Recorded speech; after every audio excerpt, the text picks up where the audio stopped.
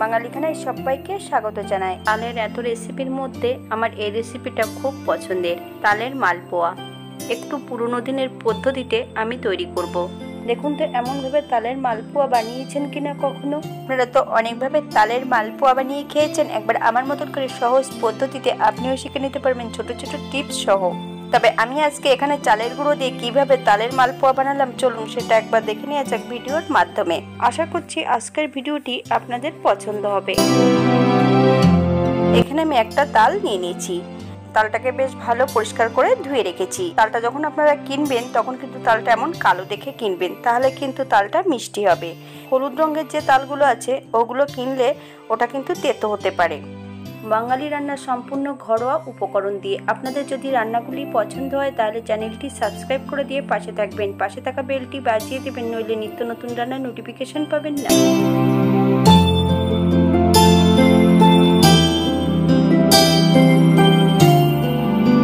এমনভাবে তালটাকে ভেঙে নিতে হবে। ভাঙার পর তালের খোসাগুলো আস্তে আস্তে পরিষ্কার করে নিতে হবে। তারপর তালটাকে বেশ ভালো করে হাত দিয়ে চেপে তাল থেকে জুসটা বের করে নিতে হবে। তবে আমি কিন্তু কাঁসার থালার কানা দিয়ে তালের জুসটা বের করি।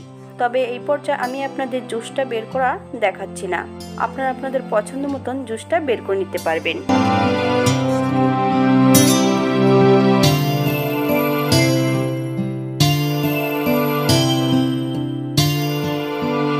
এই পর্যায়ে আমি বেশ কিছুটা আতপ চাল ভিজিয়ে রেখেছি 2 ঘন্টা আগে। চালগুলো ঠিক এমন ভাবে জল ঝরিয়ে নিতে হবে। এই পর্যায়ে আমি চালের গুঁড়োগুলো করে নেব। তবে চালের গুঁড়ো করব আমি মিক্সারে।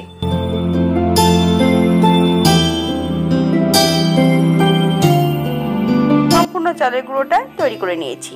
অবশ্য এতটা চালের গুঁড়ো আমার লাগবে না, যতটা লাগবে আমি ততটা ব্যবহার করব। এই পর্যায়ে আমি মালপোয়া তৈরি করার জন্য একটা বাটি নিয়ে নিয়েছি। এই বাটি মেপে মেপে আমি সবকিছু অ্যাড করব। এক বাটি চালের গুঁড়ো, এক বাটির একটু কম নিয়েছি চিনি গুঁড়ো, এক বাটির একটু কম নিয়েছি ময়দা, কি সাইজের বাটির 1 বাটি তালের জুস।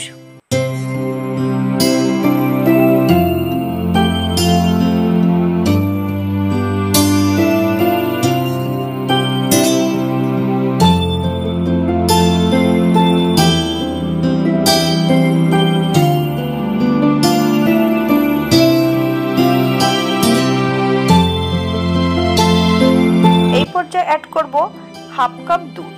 তবে কিন্তু দুধটা ইসুতুষ্ণ গরম হতে হবে। বেশ ভালো করে একটা ঘন ব্যাটার তৈরি করে নিতে হবে। আপনারা চালের গুঁড়োর পরিবর্তে সুজি দিয়েও তৈরি করতে পারেন। আমি যে উপকরণগুলো অ্যাড করলাম আপনারা এই উপকরণগুলো কম বেশি অ্যাড করতে পারেন।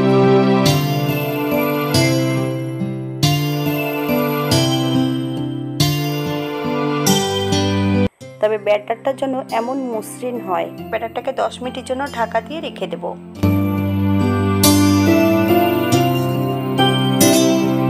10 মিনিট পর হাফ চামচ নুন অ্যাড করব। আপনারা স্বাদ অনুসারে নুনটা অ্যাড করবেন। এই পর্যায়ে আমি একটা হাতা দিয়ে 10 থেকে 15 মিনিটের মতন বেশ ভালো করে ফেটিয়ে নেব। আপনারা এই কাজটা হাত দিয়েও ফেটাতে পারেন।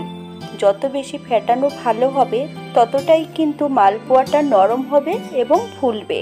একটা কড়াইতে বেশ কিছুটা সাদা তেল অ্যাড করেছি। তেলটা গরম হওয়া পর্যন্ত অপেক্ষা করতে হবে। তবে আমি আজকে মালপোয়াটা ভাজবো লোহার কড়াইতে। ব্যাটারের থিকনেসটা ঠিক এমন হতে হবে। এর থেকে যদি পাতলা হয় তাহলে তেলের মধ্যে ছড়িয়ে যেতে পারে। পর্যায়ে তেলটা গরম হয়েছে কিনা একবার চেক করে নিতে হবে। এবার আমি এক এক করে তালের মালপোয়াগুলো তৈরি করে নেব।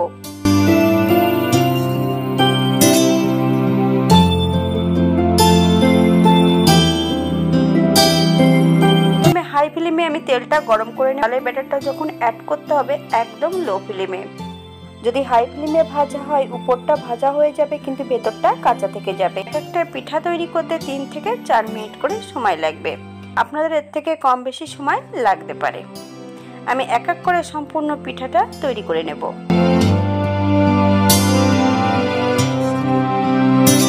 আপনারা যখন তালের জুসটা বের করবেন তখন কিন্তু জল ছাড়া তালের জুসটা বের করতে হবে। যখনই আপনি তালের জুসে জল দিয়ে দেবেন তখন কিন্তু স্বাদে আলাদা হবে।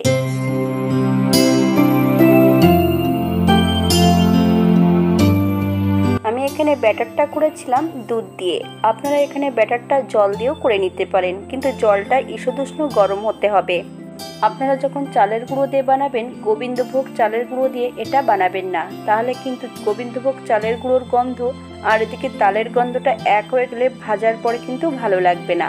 তাই সবসময়ের জন্য দেশি চালের গুঁড়ো অথবা ময়দার সুজি দিয়ে এটা বানিয়ে নিতে পারবেন খুব সহজে।